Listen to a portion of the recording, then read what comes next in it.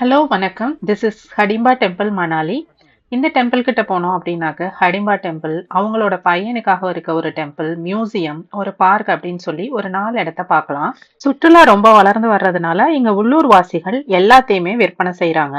மணாலிய பத்தி சொல்லும்போது கோவிலை பற்றி சொல்றத தவிர்க்க முடியாது. மணாலிய நம்ம ஒரு நபர் அப்படின்னு சொல்லி சொன்னோம்னா இந்த கோவிலை அதோட இதயம் அப்படின்னு சொல்லி கூப்பிடலாம். ஹடிம்பா தேவி கோவிலை சுற்றியுள்ள காடுகளோட பரப்பளவு வந்து ரொம்ப அதிகம். சூரிய ஒளி பல இடங்கள்ல தரைய தொடுறதே இல்ல. இந்த கோவில் வந்து ஒரு சிக்கலான 4 அடுக்கு அமைப்பு இருக்குங்க. பக்கத்துல போய் ரொம்ப பார்த்தோம் அப்படின்னாக்க ஆடு, எருமை, மிருகங்களோட பலியிட்ட எச்சம் இருக்கும்ல, அதனாலதான் வந்து இந்த கோவிலை அலங்கரிச்சிருப்பாங்க. யார் இந்த ஹடிம்பா அப்படின்னாக்கா மகாபாரத காலத்துக்கு போகணும். இவங்க ஒரு ராட்சச குடும்பத்துல பிறந்தவங்களாம். பாண்டவர்கள் இங்க வரும்போது பீமரை வந்து அவங்க கல்யாணம் பண்ணிருக்காங்க. இவங்களுக்கு பிறந்த பையன் தான் கடோற்சகன். அவருக்கும் இங்க டெம்பிள் இருக்கு. இந்த கோவிலை சுற்றி ஒரு மாதிரியான அதிர்வு மாயத்தன்மை இருக்குங்க.